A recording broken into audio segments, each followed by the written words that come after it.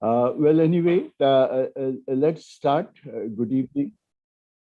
Good afternoon, everyone. Welcome once again.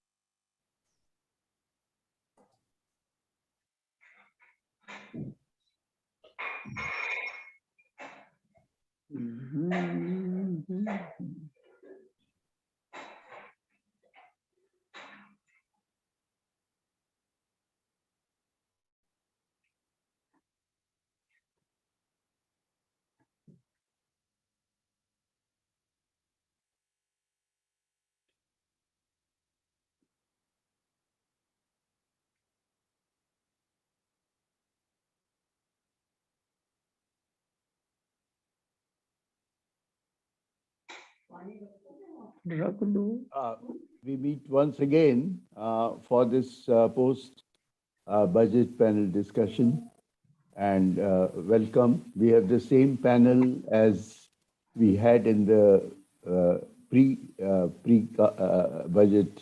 discussion, and well, I think if you'll agree with me that the budget came as a bit of a surprise because we were expecting a pro election budget or a populist budget, all of us. But what people are saying that it is more pro-economist rather than pro-people budget. That was the general refrain. But anyway, let's have the opinion of the panelists. We have with us Professor Yashvi, who is the moderator of this panel, Mr. Kiran Chopra, Chairman and Managing Director, Chopra DTech, Professor Sanjay Singh of IIM Lucknow, Dr. D.S. Chauhan, Chief General Manager of NABARD. So I head over straight away to Professor Yashvi Tyagi. Okay. Thank you, Mathur Saab. And a very good afternoon to all the distinguished panelists and other participants in this discussion on budget. And as Mathur Saab has mentioned that budget is little surprising in that the forthcoming elections did not cast a shadow on the budget. But I would say in a democratic polity, economics and politics can hardly be separated. And government can take credit that they avoided populist measure. But if the populist measure, so-called populist measures, are in the benefit or for the welfare of the people, I think there is nothing wrong to go for the so-called populist measures. Anyway, this was the fourth budget of Nirmala Sitharaman, our finance minister. And as I can see it, that budget, as she also claimed, that it is more futuristic than the concerns with the immediate problems. They say that now we are entering the Amrit Kal, and that is when India will complete 100 years of its independence in 2047. They are 25 years ahead. So budget attempts to look for the next 25 years and claims that it lays the foundation for the next 25 years to take the economy, to make it a global powerhouse of the economic growth. We can examine these many of these claims that the finance minister has made in her budget speech and the other documents which are now available in public domain. I think the first takeaway from the budget is that they want to drive the economic growth through infrastructure, investment in infrastructure, and largely driven by public investment. Because we find that the capital expenditure, or popularly now called capex, has increased many times. What the Prime Minister has earlier announced, that a program of Gati Shakti in diverse activities like road, metros, airports, seaports, and to drive the economic growth. That is their vision and that is their strategy. The second part of this is that since the private investment, despite the government efforts to revive it, the private investment in Indian economy is still not making very fast place, is not taking place at a very fast place. Rather, it is tepid for the last so many years. So government wants that the public investment would crowd in the private investment. That is their premise of the budget, that if the government increases its capital expenditure, it may crowd in the private investment, and that will revive the economy, especially on its long-term path. The other aspect of the budget is that they say that emphasis on indigenous production, whether it is defense or whether it is in other areas. We are going back to the times when we wanted to manufacture everything in our own country.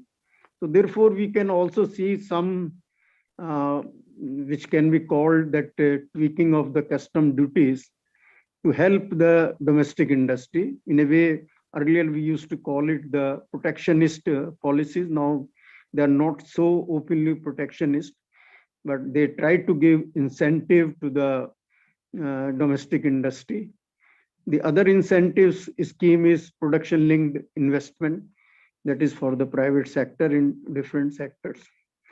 The other aspect of the budget, as I can see it, that with all this growth, emphasis on accelerating growth, government also wants it that obviously in democracy, that it should be an inclusive development, that is welfare measures. And they say this inclusive development should be based more on empowerment of citizens rather than giving them freebies or the doles. Obviously, that is a welcome thing, that if people's capacity to participate in the economic activities is enhanced, obviously there will be little need for them to look up to the government doles. So that is their premise also, that citizen, whether our women, farmers, our other vulnerable groups or marginalized groups are empowered, perhaps they can take advantage of the domestic and global opportunities that will arise here. The other aspect which is linked to them, that future growth will be led by a technological revolution. So in every sector, we find government, although many of the schemes which the government have announced, they are still in their what we can call nascent stage or infancy, that they are talking about using drones for crop assessment, that they want to modernize the agriculture. They want to modernize the education through digital boost to the education, distant education and online education. They also have put emphasis that if the economy is gradually digitalized, then it will also strengthen the growth process and modernize the economy at a very rapid pace. So they have put faith in the new digital economy, new startups, and the technological infusion and integration with the different economic activities. So it is a forward-looking attitude. We will see that whether government's announcement made in the budget are in consonance with these claims.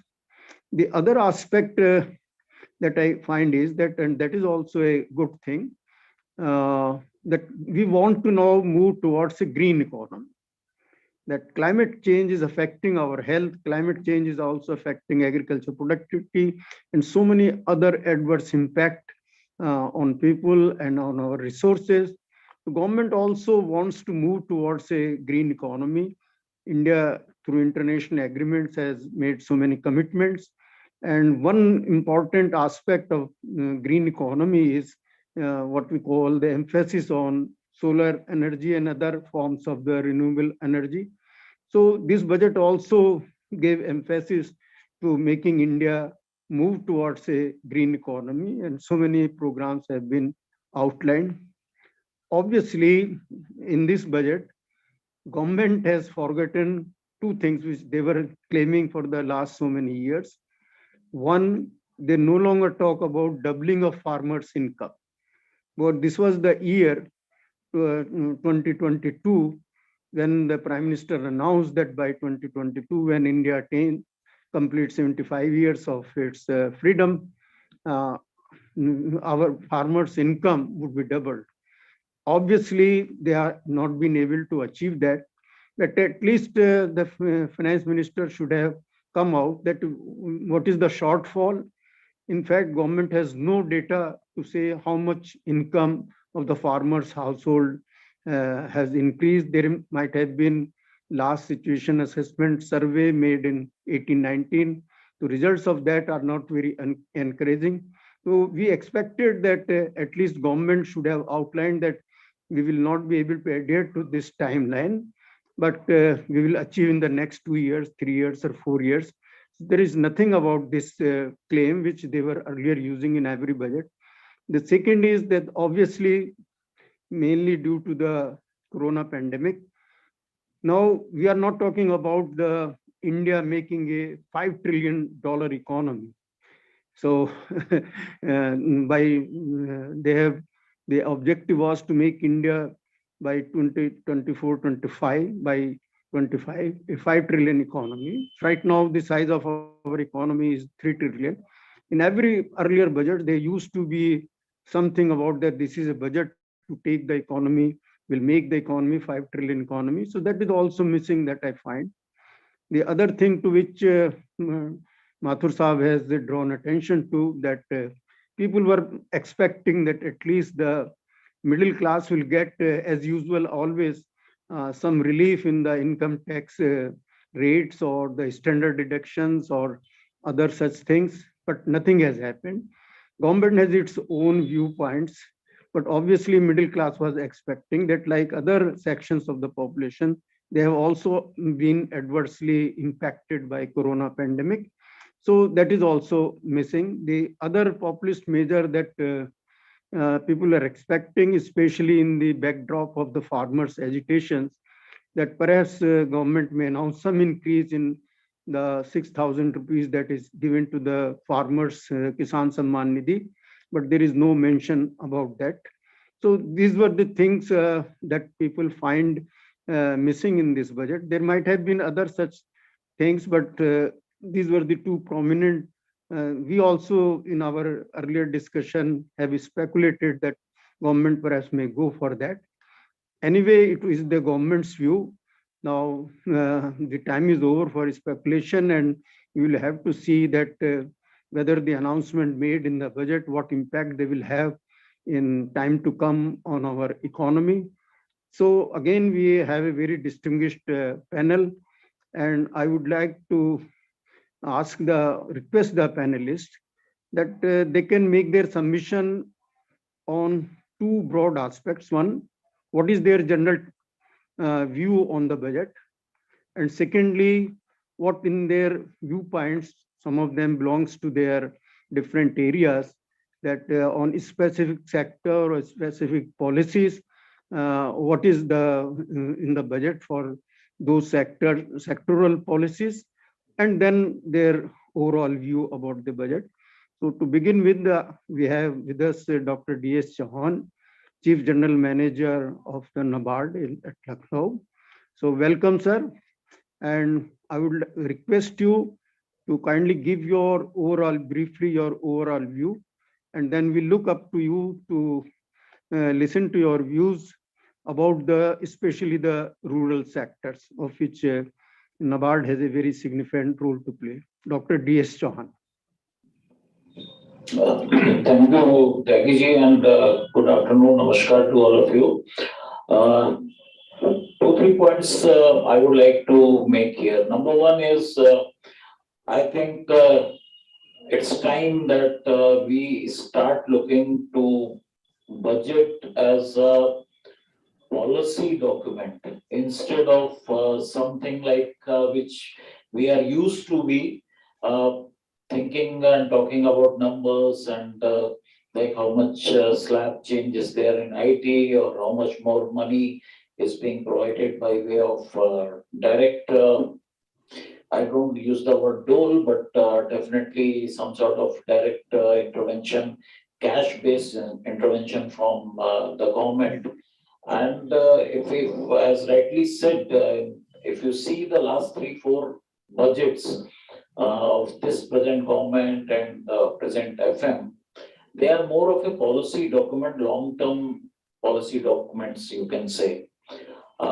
Many of us may disagree with it. Many of us may agree with it. That's a different point of view. But fact remains that it's, I believe, a very, very visionary budget which pins its hope on infrastructure development, which is a requirement for any sector to grow, which pins its hopes on capital expenditure, especially in the, I would say, in not the midst, but post-COVID situation. And if I remember, I had said that long-term global pandemics and the slowdown on economy finally require uh, public investments and the spendings. Uh, Government had this tight rope walk because fiscals have to be controlled, and they have talked about the capital expenses as such. But the fact remains, even if I talk being from NABARD and all of us will agree to one thing: production of crops, production of vegetables, production of any food item which our farmers endure over the year is not necessarily leading to their income augmentation. Primarily because the issue is not that our scientists are not able to raise up to the things, not that our bankers or the government, and most importantly, the farmers, all of them together have produced and produced at a growth trajectory. And the end result is often not what we perceive because of one major thing, which is, I would say, is infesting our agricultural economy, and that is the marketing. Now, whatever a farmer may produce, if it doesn't reaches the market and if it doesn't fetches a good price, talking about income, doubling the income, etc., may not be that correct. So this budget talks about infrastructure, talks about transports, talks about maybe as Dr. Tyagi was telling, that it may be a little far-fetched about talking about drones for farmers who are small and marginal, 70-80% of them. But I doubt that Indian farming system can be a profitable avenue till it does have a fair sprinkling of technology built in. All the countries, be it Americans or the Europeans or our neighbors, China, the R&D and the technology has played a great role there in farm productivity. So maybe it is just because policy documents many times give you a signal. They give you a signal. They may not be actually the implementable nitty-gritties as such. So it may be a political statement of vision when the government said about drones. And I don't think that bringing in just a drone hovering over my phone makes me technologically and a technically strong farmer. So it has to be a package of so many things, starting from uh, meteorological advisories to the farmers on time, market related advisories, and of course, right from soil testing to the types of seeds which we get, and some sort of computer aided irrigation. And of course, drones will have their own place to be on the farms. But fact remains that now for last 4, 5, 6, 7 years, all of us must have observed that the marriages photographies are being done by drones.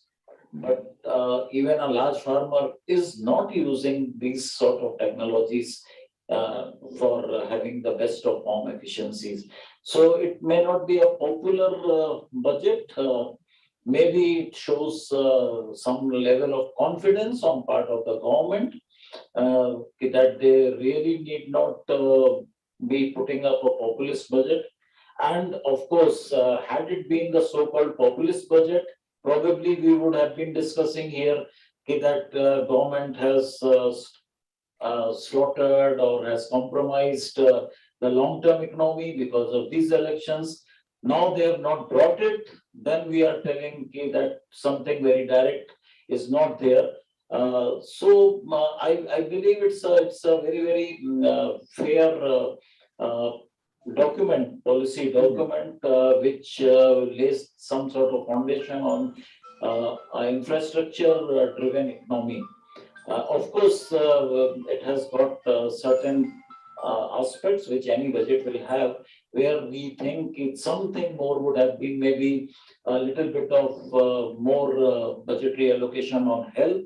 But again, I think now government feels that a lot of private investment will chip in the health sector. And of course, education. I am from a family of educationists, my father and my brother and my sister. So I always feel that education should have got a little more bigger slice, and it requires. But maybe the government is trying to shift focus from this sort of degree-based or academic-based education to skill-based education. And I don't think there is something wrong. India lacks in that sort of education system where it brings us more towards my family and income earning than to get lots of degrees which may not fetch me a job or may not fetch me a piece of bread. So the skill and awareness level has been looked. Of course, they have reposed some faith in my organization, NABARD, augmented certain funds. I remember last time one of my ex-colleague, Mr. A.K. Singh, was talking about long-term irrigation fund and rural infrastructure development fund. These funds are from the shortfall of priority sector lending. They don't always get a direct reference in the budget, but in the annexures attached to it, they do come up there. So for me, by and large, it's a pragmatic, long-term vision. And of course, people may have thought some picking in the income tax slabs, or maybe some increase in Pradhan Mantri Kisan Samman Yojana, etc., etc. But then I don't think the budget restricts government from giving independent separate statement and increase such allocations. So for me, and it was quite a visionary and a policy document, and I think the budget should be like that, instead of limiting ourselves to rupiya aaya kahan se aur gaya kahan tak. So that is my take on this budget. Okay. Thank you, Dr. Chauhan. You rightly said that the budget has a grand vision. The challenge is how to implement that grand vision, especially when we have in our rural sectors the small and marginal farmers, how we can take advantage of the technology to small and marginal farmers. Only then we can succeed in transforming and removing rural distress. Thank you, Dr. John. Now I turn to Kiran Chopra Sahab, who heads a industry group and also so many posts he was holding about he knows the pulse of the industry. So I would look to him that whether industry, especially the MSME sector, expectations have been fulfilled from this budget or not. Professor Tyagi, should I suggest something? Yes. Let us give some more time to the question answers, and the panelists can give a second round of their No problem. presentation. But at least you can make some points. Yeah, sure. Yes. Yes. We can have a second round after the question hour. Yes. Okay. So I'll just share my opinion on the budget from the industry perspective first, but by and large, very good afternoon to all the viewers and of course my revered panelists. Always a pleasure to be discussing something which is relevant to each one of us. I feel that, this, as was mentioned earlier also, the budget is not very different from the last year's budget. A few years ago, of course, we used to wait for 2 hours just to see, the tax tweaks that the government was making, whether it was excise duty or, income tax or whatever. But I think those were just events which were kind of part of the ethos of the budget at those times. But now, of course, it is a 5, 10, 15-year directional process which the budget indicates. And budget is not, of course, the final document. Throughout the year, reforms keep happening, changes keep happening. Feedback from various sectors who are affected by the budget positively or negatively do reach the government. And therefore, these aspects are addressed. And in the next budget, of course, probably, the same thing that looks negative in this budget would probably turn positive. So my expectation is that it is in continuum, and continuum is very important for any economy, and therefore, tweaking things with every budget is not definitely desirable. So globally, I think the economists have appreciated this 35% increase in capex spending, and I do agree this will crowd in private sector investment, because today, if you see the entire infrastructure space, the industry is connected with the infrastructure, whether it is steel or cement and similar, all of them have done exceedingly well in the last 1.5 to 2 years. And they have in fact deleveraged their balance sheets and utilized their unutilized capacities. So all of this will augur well, because now capex will come into enhancing capacities as these outlays will consume these products. So it is definitely, and GST collections have been at a record high. So all of this has, substantially contributed to the confidence of the government to have these outlays. Again, there are headwinds like the oil prices, the geopolitical tensions, inflation, but I think these are transitory, because they were not going to remain at these levels as far as we know, and we have, and history has shown us. Again, manufacturing, we have seen that India has excelled in manufacturing based on whatever the PLI schemes had to offer. Today, we are masters of making mobile phones and air conditioners. So if we can do that, we can do many other products and many other categories of products through the PLI scheme. So Indian manufacturing capability is definitely not to be undermined. Yes, my submission is that the contribution of industry to the GDP has been a lowly 18 to 20%. This needs to go up to at least 25% if we want to reach that $5 trillion mark, because the contribution of manufacturing and in that space, the MSMEs, is very critical for enhancing the revenue of the government in terms of contribution to the GDP. And of course, we have not to overlook the fact that we are now one of the most digitally capable countries in the world. We have led by example in the fintech and payment space by use of digital technology. And the government has been encouraged by the use of digital technology, even in the administrative process.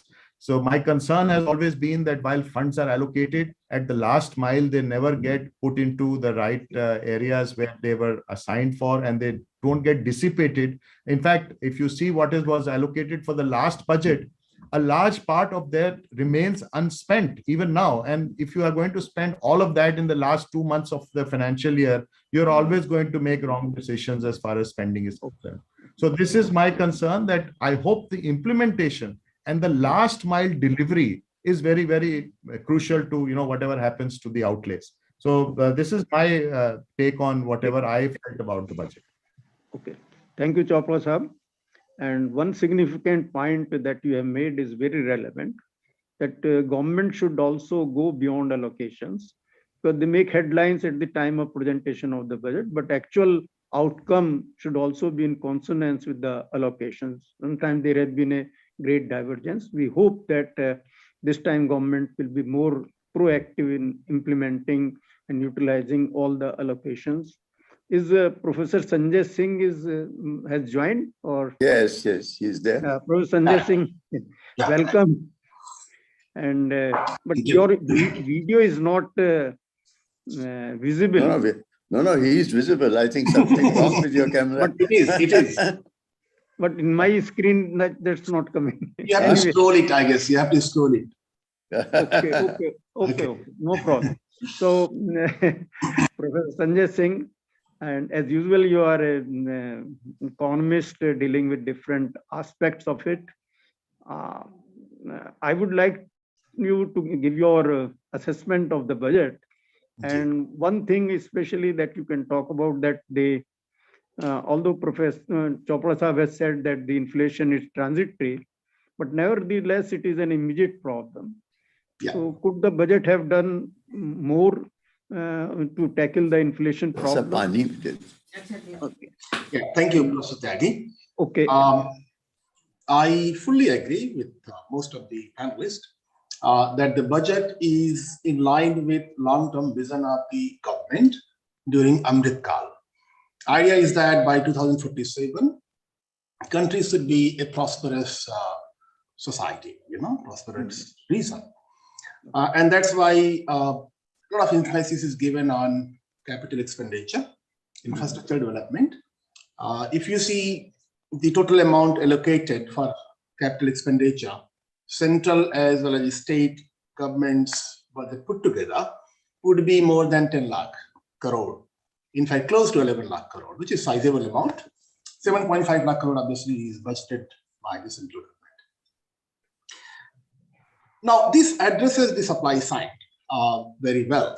There are various things which others have discussed. I'm not going into that. The budget was presented at a time when there were few issues faced by the economy. One obviously was unemployment. Inflation is another one, as you mentioned. Then you had a fiscal deficit issue. We have, middle class, not really, they're feeling probably a little bit suffocated that, government does a lot of things for the poor people. We know very well that there's a huge subsidy, in terms of food subsidy, in terms of Manrega, etc. But middle class somehow feels that their disposable income, real disposable income, is getting reduced. Now, let us take one by one. Fiscal deficit. If you see the borrowing of the government during fiscal year 21, 22, 23 put together, add them, could you imagine how much borrowing we are going to have? Only central government, forget about state governments, 50 lakh crore. That's a huge amount of money. Public debt to GDP ratio is going to be 90%. Now, it does have implication. It's not that it doesn't have any implication. When government borrows too much, one aspect is that there is a crowding out effect. Borrowing for private sector will be expensive. Cost of borrowing for private sector obviously will become expensive. That's why the private investment goes down. Besides that, when public debt to GDP ratio goes beyond the limit, it becomes uncertain place for many private investors to invest. The reason being, tomorrow when government has to pay back the liability, how it is going to pay back? Through tax revenue? That's one. Tax revenue would go up when economy does very well. It's very much possible, but there's uncertainty.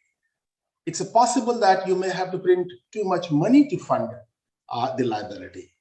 So there is uncertainty where in future, investors would think that, look, I don't know, in future how government is going to manage the liability, and there's a likelihood that inflation would be the result of too much borrowing by the government.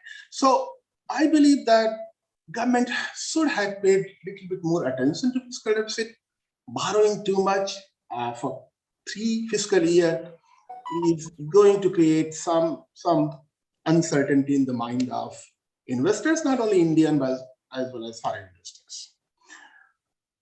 Now, job creation, which is linked with growth. The budget is, everybody agrees that, is futuristic. What exactly it means? It means that the growth in the economy is likely to be experienced in the long run rather than in the short run. So in the long run, it would have a far more positive impact that which we will have in the short run. Another reason why it would be is that government hasn't addressed demand side aspect. So supply side aspect has been addressed, but who will buy? Unless disposable income of middle class, which is the greatest buyer, goes up, it's difficult to increase the demand. So inflation as well as unemployment, they themselves are the biggest income inequality creator. Inflation is, that's why called a regressive tax. It makes poor poorer relatively. Similarly, unemployment. When an unemployment rate goes up, who suffers most? The vulnerable people. So unless unemployment and inflation issues are addressed, we cannot even address income inequality issues.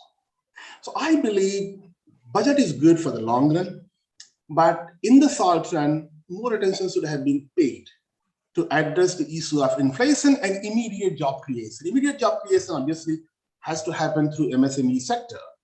There are some announcements in terms of liquidity availability for MSME sector. Mr. Chopra would be able to tell in better way, but I'm not sure whether that really have great impact to create a lot of jobs. So, my take is that in the long run, this budget would have a very positive impact, but the immediate issues which should have been addressed a little bit more carefully are probably ignored. Yeah. Okay, Professor Sanjay Singh, you wish that there should have been more steps to tackle the problems like inflation and long-term perennial problem of unemployment, but in the budget government has claimed that their emphasis on manufacturing will create something like 60 lakhs job. But again, we have to see they are not going to be created overnight because for every activity there would be some jobs. Our past experience has been that employment elasticity of Indian growth has not been very high. In fact, it has been very, very low so far. So it is a challenge to the economists, to the policymakers, how to increase the employment elasticity of our growth. So I fully agree. Okay. Yes, if I can take one more minute. Yes, why not? Government has gone for expansionary fiscal policy, massive expansionary fiscal policy. Total expenditure plan is 40 lakh crore, close to 40 lakh crore rupee, and borrowing component is huge. Now, even basic macroeconomic theory tell you that when you go for expansionary policies, it's very likely that prices would go up. Obviously, liquidity would also be increased, and you will see how government is managing these borrowings. One statement, which is in the budget document, that says that nominal GDP of India in FY23 is expected to increase by 11.1%, whereas real GDP is expected to increase by anywhere between 8 and 8.5%, which simply means that you are assuming that inflation in FY23 would be less than 3%. This is a puzzling thing to me. It's not going to happen. You know, when your WPI is in double digits from last few months and CPI-based inflation is more than 5%, and the kind of policies we have, you know, where massive government expenditure is planned, inflation is not going to be less than 3%. Okay. Thank you, Dr. Sanjay Singh. But if you look at the experience that the fiscal deficit, which was budgeted for 6.8% of GDP for the current year, turns out to be only 6.9%, and next year they say it is 6.4%. And but I think more than the monetary factors like increasing liquidity causing inflation, it is the more structural factors like increase in global commodity prices, especially the fuel, which is the major cause of increase in prices. Anyway, your point is well taken that the inflation needs more attention and continuous monitoring by the government. So our other speaker, I am not saying who is in the panel, sir? Other speaker, I'm just. I think everybody has spoken. Oh, everybody has spoken. So can we go for a question answer session? I think we should take the question answers. Yes. Please unmute yourself. Sir, can I ask the question, sir? Please do. I'm Anil Saxena. Sir, as far as I know, the meaning of budget is to present the expenditure and the revenue, tax structure, and other things for a particular financial year. It is not necessary. If your vision should be there, but it cannot be for 25 years. You cannot predict what will happen in 2047. If you are making a vision from this becomes a utopian actually. This becomes utopian. We are neglecting the present crisis. As Professor Sanjay Singh said, that there is inflation, there is price rise, if you talk to a common man, then you will find that the people, middle class people or lower class are suffering, and there is nothing is done, and then disparity between upper and lower is increasing like anything. Then first thing is that even the Times of India today, there was an article that if you reduce the tax structure, then there will be more revenue. More revenue will come, but they have not.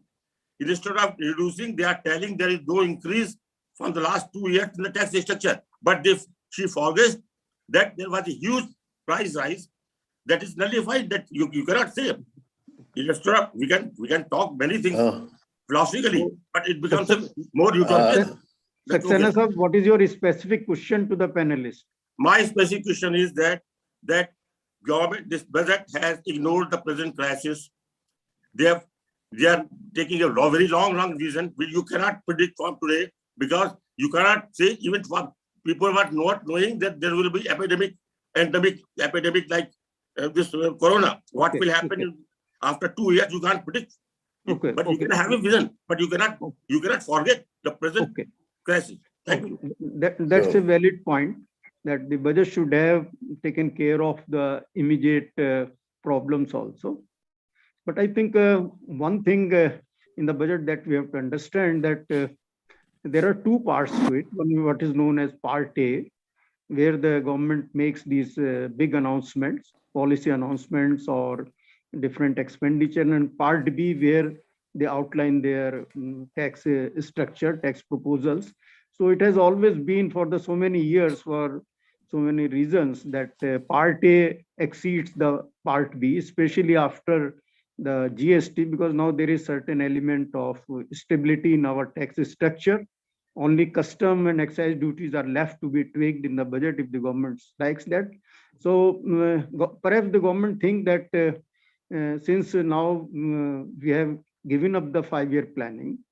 And it is the job of the Niti Aayog to bring out the vision documents, 15-year or 20-year visions. I think we don't find it any document on Niti Aayogs about the vision document, except to say that now they have adopted the template of sustainable development goals to guide our policies. So that is perhaps the government thinks that in the budget also there should be some policy announcement, maybe just to make a gesture that the government is not only looking for the next 1 year or so, but beyond that.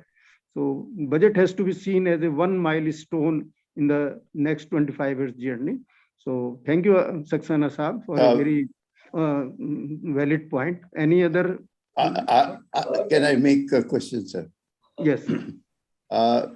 There's a huge allocation for infrastructure, Yes. 7.5 lakhs. Yes. In the past, the infrastructure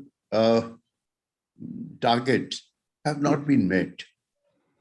Even the last financial year, the targets were not met when the allocation was much lower. Okay. Now, for this high target, the government says that they have brought out this new Gati Shakti Yes. plan, and probably they hope that that plan would meet this high target. They'll be able to expedite projects and remove all the bottlenecks and so on. Can any of the panelists outline how this Gati Shakti would be able to hasten the implementation of plans to meet this huge target, which is almost the double of the previous one? I would just like to answer both the things. The first thing which Saxena ji was trying to make was that utopian and etc. Yes, going by that thing, everything will always have an element of risk and uncertainty. We don't know what happens tomorrow. If tomorrow the Ukraine and Russia, something happens, say maybe tomorrow or day after tomorrow, it will have an impact worldwide, including on our economy. And now global things are so closely knit up that any major or sometimes even minor thing happening in any corner of the world impacts us. So of course, I don't agree with that word utopian. As far as inflation is concerned, all of us should remember, why are we not comparing the types of hikes many of the salaried people, including me and others who are sitting here, have had in, say, last 5 years or 10 years span? And if we think about doubling the income of the farmer, which is the largest segment, though the doubling has not taken up, but there have been reports that 30 to 40% increase is there in their income. I'm not saying nominal income or inflation adjusted. The moment these things happen, there is bound to be some inflation. More importantly, as Professor Sanjay Singh has said, maybe it is transitory in nature. Specifically, once there are 2 continuous years of some sort of depressions because of COVID, and once the economy again starts opening up, it will bring the thing of inflation. That is one part. The second part, as 7.5 lakh crore is concerned for Gati and other. Let us accept one fact, that whatever we may be differing ideologically or no, this is not the forum, but in last 4, 5, 7 years, the infrastructure construction and especially on the transport, be it roads, be it waterways, be it bridges, that has been implemented with a greater speed. And the government now must be having a confidence of spending that 7.5 lakh because some sort of blueprint is there. So, and the manufacturing, if we are able to really put that capital expenditure there in the infrastructure and manufacturing, it will bring the jobs. It will bring the jobs. Okay. So it may not be very direct statement on the job, but definitely, and let us always remember that jobs doesn't mean government jobs only. Okay. So that's a point. That only thing about that I can add to this, that when we talk of infrastructure, let us not forget that any spending on infrastructure is of long term. So there is a large gestation period that when you start the spending money on infrastructure and when it is completed, so gradually the benefits would flow. But emphasis on infrastructure is right. Gati Shakti seems to coordinate the different areas of the infrastructure, multimodal connectivity and coordination among different ministries, so that they do not work at cross purposes. If India has the global level quality level infrastructure that attracts both the domestic and the foreign investors, we were lacking in quality infrastructure. So nobody can disagree that investing on infrastructure should not be there. Only thing is that the government has to balance these long-term investment with some efforts to solve the immediate problems also. क्योंकि जैसे हिंदी में कहते हैं कि दूर के ढोल सुहावने, that you say a dream after 25 years, people want something immediately also. So, but infrastructure is definitely will improve, because in economics also sometimes some people have given a calculation that capital expenditure has a multiplier effect of more than 2, according to some studies by the RBI. So definitely, if not in the very immediate terms, in the long term and medium term, infrastructure will yield desired results. So any other questions? I agree. If I could add yes, 1 or 2 more points in this, one of the reasons why manufacturing sector in India couldn't really pick up was the lack of quality infrastructure in the country. If you see the cost of providing energy, electricity, it is among the highest in the world in India. So infrastructure bottleneck, if it can be addressed, I'm sure manufacturing sector would be able to develop very well. Particularly at a time when a lot of manufacturers are moving away from China, they're looking for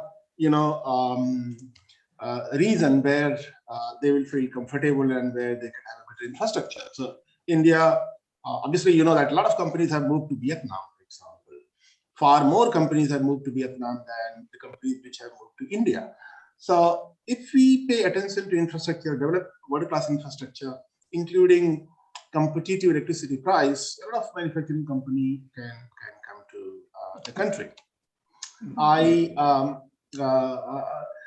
can understand Mr. Saxena's anxiety, because as a middle-class person right now, you feel overburdened, primarily because, if you see the effective tax paid by salaried class, particularly, if you're a pensioner or a salaried person, it's very, very high in the country. If you take direct as well as indirect tax together, when you buy water bottle, when you buy chips, when you eat in restaurant, the tax which you pay when you buy petrol and diesel, besides income tax, it's exorbitant. So as a salaried middle-class person, you'll be paying somewhere between 40 and 60% as a tax if you take direct as well as indirect tax. So that's why a little bit relief to middle class would have been probably far more welcomed. Yeah. Okay. Sir, I have a question. I am Dilip Kumar speaking. When we are talking of unemployment, why we do not talk of the population explosion? Which government can bear the population explosion while tackling the employment? We always, in all articles I see, people do not talk about it. Okay. So what do you say? Population explosion was a serious problem, a few years back. Now, fertility rate in India is very close to 2.1. Most of the southern states have fertility rate which is far lower than the replacement rate. So you'll find that in forthcoming years, population in southern India would fall. Whereas population in India, you can assume that almost peaked. Maybe 1.4 billion would be the maximum possible population in the country.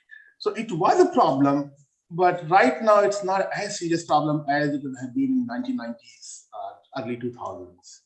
So I don't know whether we will be late actually.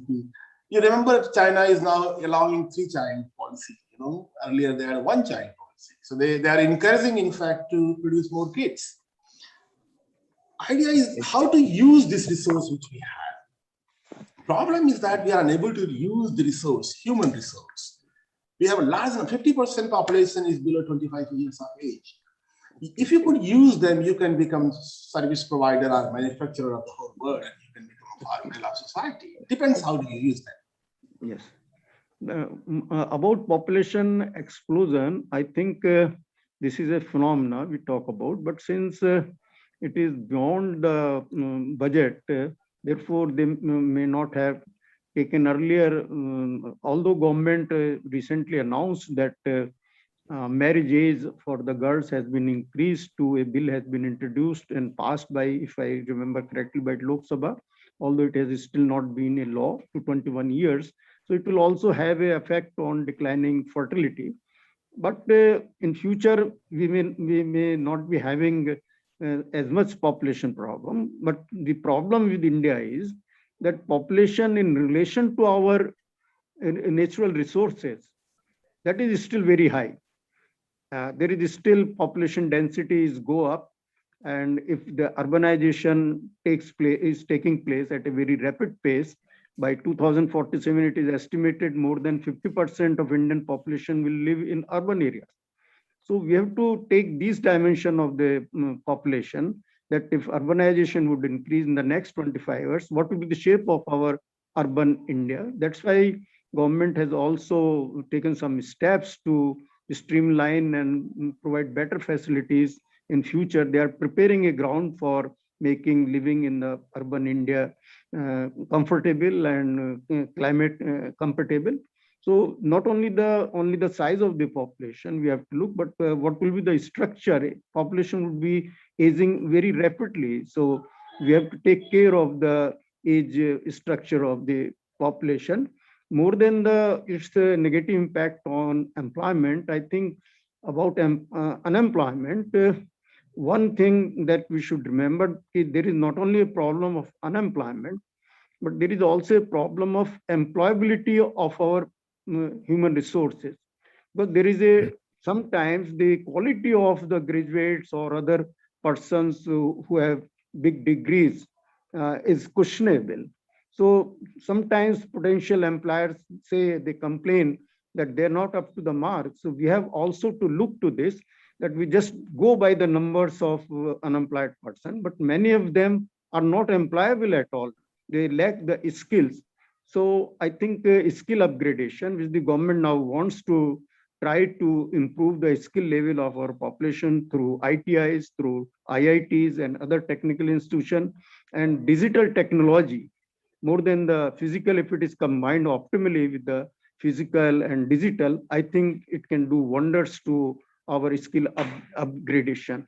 So if these steps are there, then perhaps employability of Indian population, Indian youths, both in India and abroad, would greatly enhanced. Okay, Dr. Joshi, there is one more question, sir. There's a criticism that the budget doesn't improve employment. Now, how do you improve the employment opportunities? You raise the budget of infrastructure, for instance, by 35%. Will it not improve employment? You increase manufacturing through PLI or whatever. So otherwise, what way one can improve the employment? It is not by just Manrega or things like that. Or hiring by the government, you increase the improvement. So that is one. Is it not true? Is this argument right, that the employment has been addressed by increasing the budgetary allocation? The second question is to Dr. Chauhan. The use of technology has been recommended in the budget for agriculture, precision agriculture, for instance, and drip irrigation. Last year, there was a convention in which one of the farmers, a progressive farmer, said that by drip irrigation alone, he was able to raise his income 3 times, not twice, but 3 times. And his suggestion was that drip irrigation should be made mandatory. So I see that there is a provision for improved technology. I don't know what drones will do, but the other technologies like drip irrigation and also organic farming for 5 years, for 5 kilometers on the river banks. Will it help the farmer improve their income, Dr. Chauhan? See, the point is, no one can deny that technology has the potential and will definitely help a farmer. But the viewpoint are 2-3 major points, which number one, whether we are able to transfer our technical things from lab to a farm. We are very, very low on patenting. We are very, very low on R&D, specific to a business, and it implies to agriculture a little more. That is number one. Number two, I just give you a data. We have got some around 750 Krishak Vigyan camps. Now, 750 KVKs, which in a KVK, there will be on an average 3 or 4 scientists to empower and manage roughly 10 crores of farmers. Is it possible? So, government, I definitely believe that when it comes to skill, SDI, etc., they will have to look towards the skill upgradation of our farmers. More than what we are exporting, we are losing at the post-harvest and farm gate. Food loss. We do have a food wastage bill, but we don't have a food loss bill still in the parliament. So there are certain things which a government, I think any government will have to definitely do, that technology, bringing it to the farmer's gate, number one. And the moment this technology is available, farmer will require a capital to purchase this technology and deploy it. So does the government give support, financial support for buying new machines or new technology? It's definitely government provides the machine, some 20%, 30%.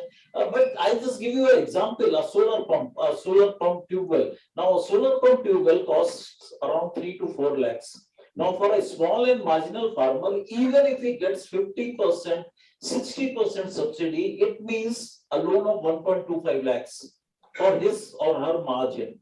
So now drip may, as you have given the example, now drip will definitely cut down the cost on flood irrigation. But at the same time, the major crops which India is growing, the wheat and the rice, that may not be suitable for drip, but definitely sprinkler can be there. But again, the point is that how many of the small and marginal farmers can really have this capacity of purchasing a drip around roughly a 1 lakh per acre cost, or a sprinkler which is around 50,000. So, but the question is, what else the government could do for? I mean, if what else the government has to do is that they have to bring in the subvention schemes. They have to bring in some sort of liquidity, like I was thinking probably for last 2-3 budgets. This time only they have not really talked about setting a target of farm credit, which usually it used to be. Maybe because banks are meeting the targets, but at the same time, I would have definitely loved if the government would have said that, okay, for technology adoption, if this is the, it's a very, very crude fact that if tomorrow a farmer goes to any branch of any bank, including the largest one, the State Bank of India, and asks for amount of 50,000 rupees to purchase a drone or any IT related thing, the clear answer from the branch manager will be, I don't have this scheme. If you want to purchase a buffalo, tell me. So these sort of things, I think it will be part of part B. It has to be coming there that now some sort of technology fund for the farmer, Indian farmers, and of course, without technology, neither you will be able to address climate. No, FPOs can do it, you know. Yes, Individual farmers may not be able to do it, but the FPOs can acquire the technology, raise funds, and so on. Sir, FPOs can do, but if you remember, 2 years back, government has announced a scheme of 10,000 FPOs across the country. Right now, we are at a formative stage of some 2,000 FPOs. So point is, it's a community organized. The FPOs of a farmer require community mobilization. It is not like any ordinary company getting registered with 5 people. You require 500 farmers to be mobilized first, 300 farmers to be mobilized first. It is a time-taking system, and we are thinking of shareholding from farmers who are small, marginal, not really very much aware of about company laws, etc., etc. So a middle organization like an NGO is to be in the picture. There are cases of very successful FPOs also. So definitely, I can name you n number of cases, but in a country where there are 10 crore farmers, even if 1% of these farmers are enterprising, it will bring in many. My mute point is about massification, about the way green revolution took place. Farmers learning from the farmers. So that sort of, if this budget really, when the schemes come up and when the details come up, how they are going to put the technology on a farmer's actual farm gate, then implementation will occur. And of course, anything like organic, it's a good idea to have this 5 kilometer organic. But the fact is, sometimes we should ponder. That is so why America is not on organic, why Canada is not on organic, why Australia is not on organic, because organic has got its own limitations. We should be thinking about indiscriminate use of fertilizers, chemical, but you just cannot do it. It is something like during COVID, people used to say that can I survive by only Ramdevji's medicines? But finally, some semblance can have a combination of both. Okay. So sort of thing will come in the agriculture. Dr. Chauhan, yeah. Can I raise one issue with you? You may be familiar. Sure. In this budget, there was a mention that some tax on cooperative societies has been reduced. It has been brought at the level of corporate 15%, and surcharge was also reduced. So there were not many details. How will it affect the cooperative banking system, which is not very healthy state in our country, and other cooperative society? It was simply that the rate of taxation on cooperative societies has been reduced. So what are its implications for the cooperative? The ministry is there for cooperatives. For the first time, that ministry has come up and they have got some vision for cooperatives. Now, please remember, the cooperatives are in 2 major segments. You can divide them: the credit cooperatives and the non-credit cooperatives. Yes. Maybe the housing, textile, handloom societies, etc. on one hand, and the credit societies like central cooperative banks, they are on the other side. Now, this reduction in the tax is going to help the non-credit societies. Those who are able to have a good business, definitely their balance sheet and bottom lines will improve because a little cut in this tax. But again, the point is, I have to earn to give a tax. Okay. So most of them are loss making. So the issue is that probably government is trying to give a level playing field now to cooperative organizations also to compete with the corporate world in those areas, service areas, where they are lagging behind. Now, housing cooperative societies, it's a call of the day, but they are not to be seen. So, n number of private builders are there, but a cooperative society generally is not, a housing society is not there. Same way, handloom has been killed by power looms, etc., etc. So, maybe this revision in tax will try to prop up something like FPOs who are basically on a cooperative and company hybrid model. Okay. So that way it is a good step, maybe and again an indication, okay, that maybe cooperative will get some sort of revival package from central government. The first thing they are talking about, the digital government is talking about the digital, but most of our cooperatives are far away from the computerization. Yes. Thank So you.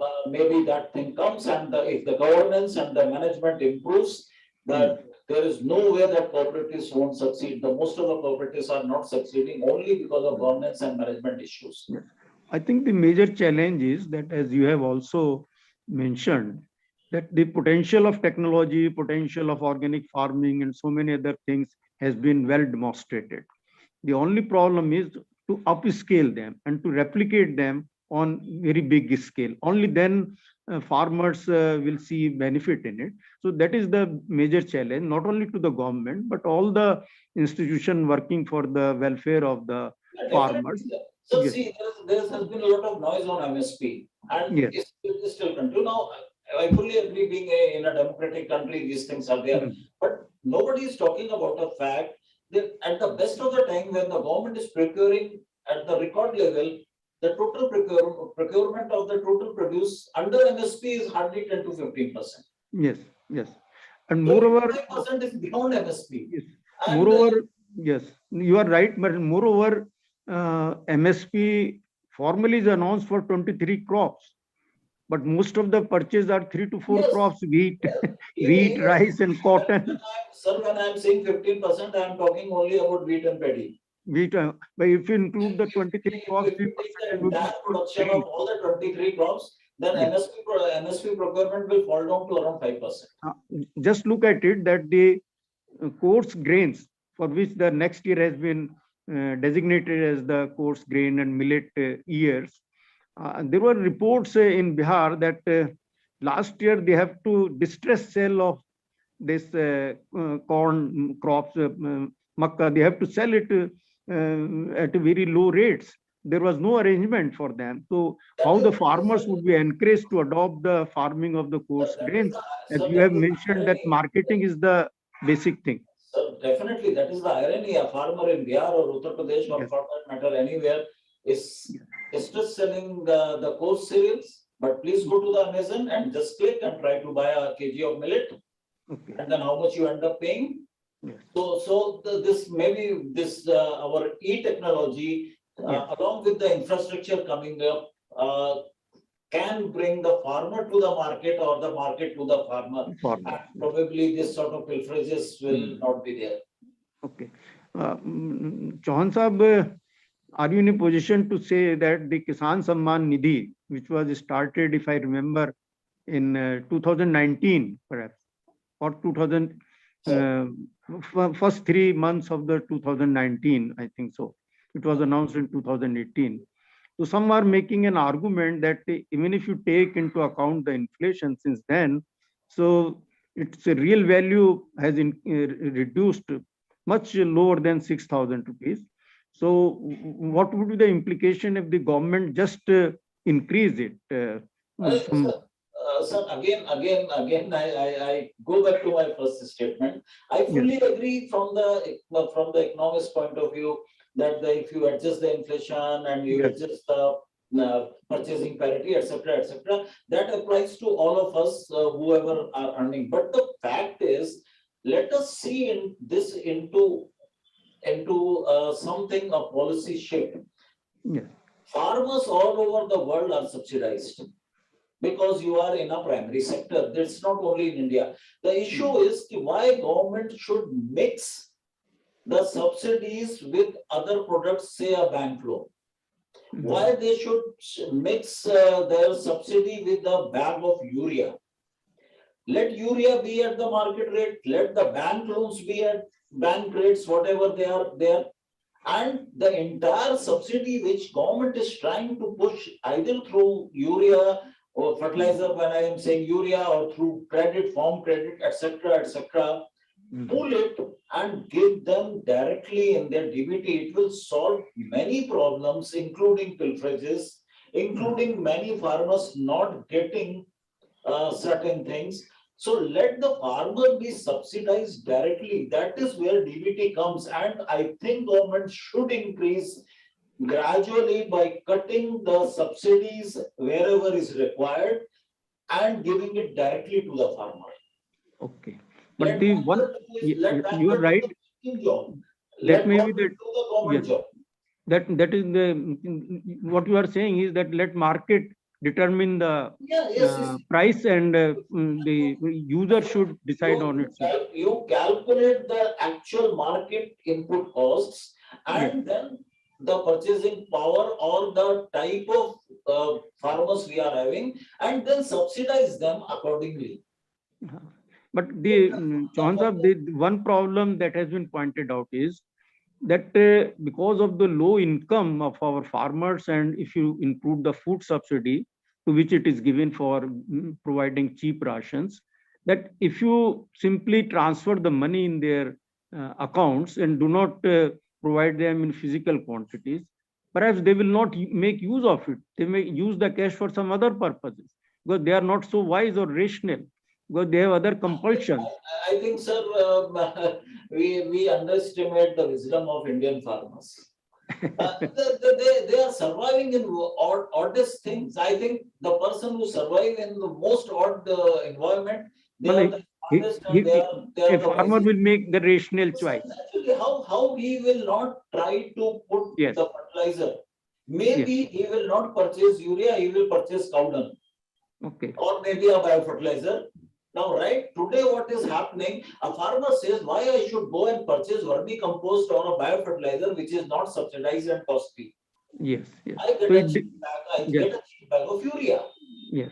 So tomorrow when this thing is not there, he has got money in his pocket, whatever was his entitlement, he gets a choice. Purchase urea, purchase biofertilizer, but he is not going to make his crops devoid of fertilizer. Let us be very clear on that.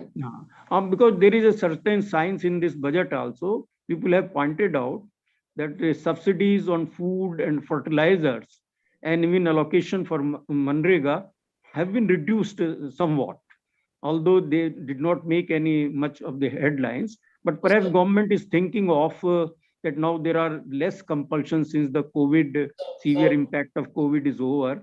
So there are in allocation, we see some reduction in the allocations for food, fertilizer, subsidies, as well as, although if there are compulsion, government can always increase the budgetary allocation. That's also true. One part, more importantly, welfare economics and welfare measures are required.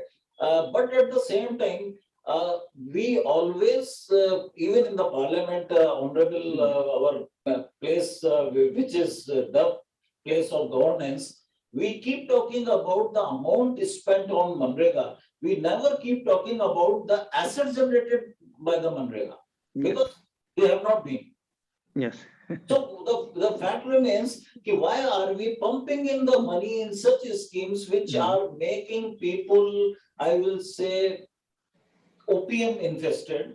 But there is, but the government may have the compulsion that there is so much rural distress that government has to continue with Manrega. Agreed, sir. Give them the free ration, give them best of health cares, provide the money required by way of direct bank transfers. But please don't mix the welfare with asset creation. In other words, make them empowered. Make them empowered so that they can make their wise decisions in the market to take opportunities of the market. For my child, what I am doing, I am investing on him by for empowering, and once, because I feel 15 years down the line, he will be able to fend for himself. Instead, if our father starts telling, "Ki don't worry, I will keep you fed all through, आपको पैसा pocket money भी मिलता रहेगा जिंदगी भर." And then if we expect that they will stand up, I think it's a little, I may be sounding harsh, but then that's the fact. Yes. Like, if you look at some of the results of the government scheme, people may not be aware that look at the social security scheme like Atal Pension Yojana. There has been a very large subscription to that. Yes, So sir. obviously, it provides with very little premium by the beneficiaries, including the farmers. They will get pensions after 40 years or after 60 years with some contribution. I think this is the correct direction that people should be insured instead of always looking to the government for immediate help. Provide the welfare to old people, provide the welfare to socially backward people, be it farmers, be it laborers. Shramik card, if you have said now government has got a Shramik card, whatever during COVID, it sounds very minuscule, that 500 rupees which you are sent. But think of that family which is earning 2,000 rupees, and because of COVID, they couldn't earn a single penny in the month, and if they get 500 rupees. Yes.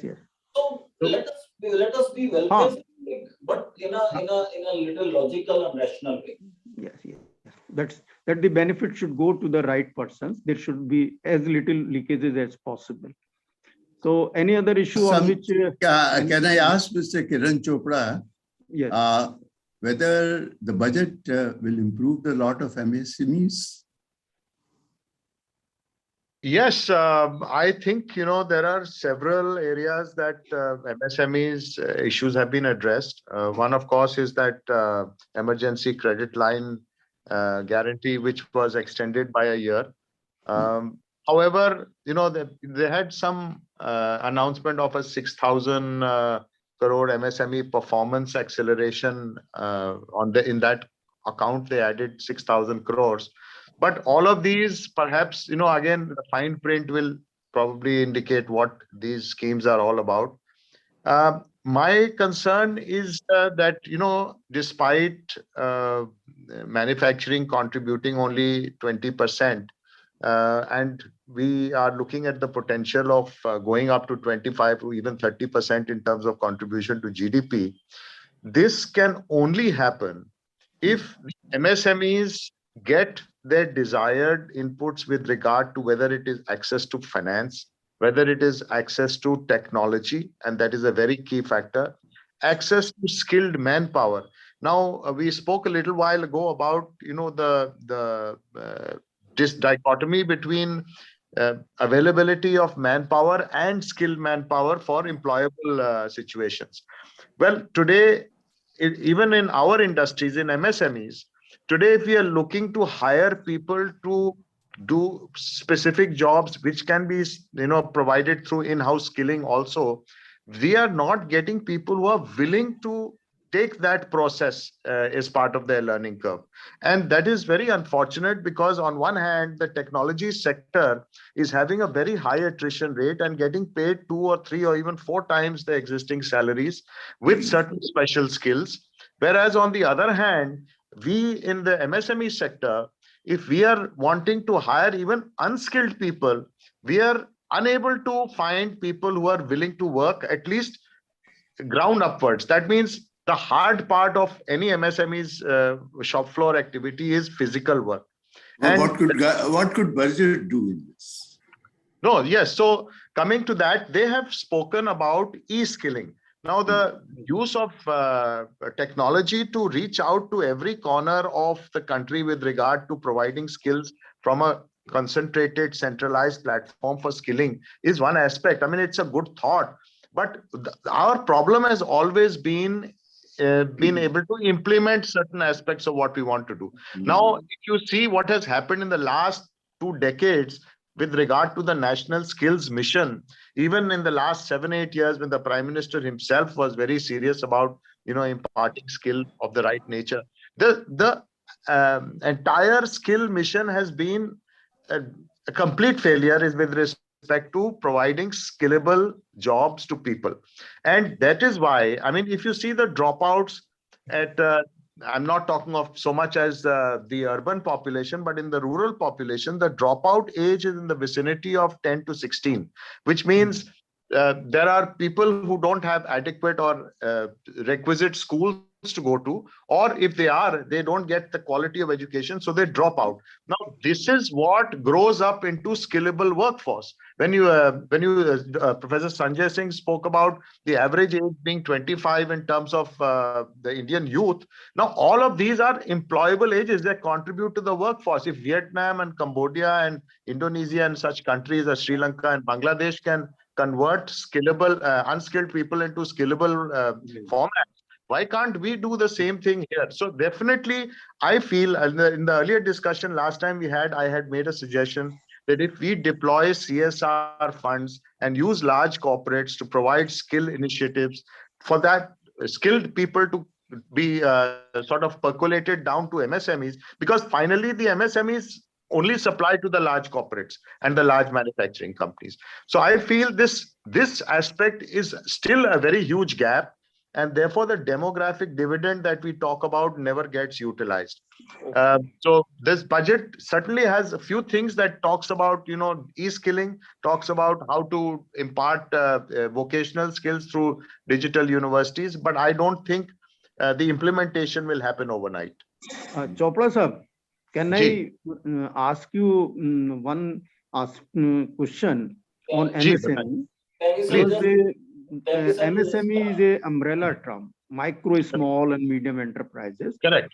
I think a few years ago, they increased the definition of these enterprises. Now turnover up to 250 crores is taken as a MSME farm. Correct. But the dominance part of this is what are micro enterprises. Correct. So all the government credit scheme, do you have any anecdotal evidence that which sector or which type of firms within our MSME sector is getting the benefit of these government credit scheme or other such thing? My apprehension is that they might have been monopolized, but more larger, relatively large MSME rather than the micro and small enterprise. What is your take on that? Yes, there is only 20% of the MSME sector which actually availed of these benefits, who were eligible for these benefits. The criteria set was based on so many parameters that only 20% were probably eligible to get the benefits. And out of that 20%, also only 12 or 13% actually availed of those benefits. Because, the banks are risk averse, and therefore certain bad performance ratings have prevented them for going forward and giving these benefits. So yes, I mean, the challenge for MSMEs continues and will continue to be access to finance, access to markets, access to technology, and access to skilled manpower. So that's why I asked the question whether it will do any good to MSMEs. I think So out of the four things that I mentioned, access to finance is still a challenge. Access to skilled manpower is still a challenge. Access to technology is also a challenge. When I say technology, affordable technology. And of course, access to markets, that thanks to e-commerce today, the markets are now wide open. So these are challenges which MSMEs will continue to face till such time very serious reforms are made for the MSME sector. Okay.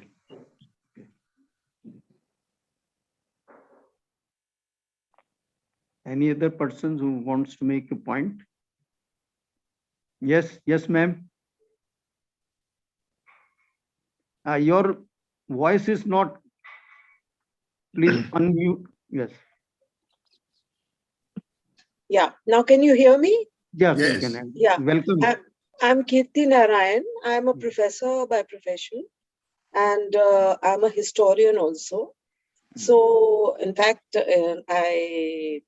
financial matters are not my forte, but I have been thinking a lot about various things, including education, which may not be a financial issue, but it's a very, very imperative issue. No, it is a big financial issue as well.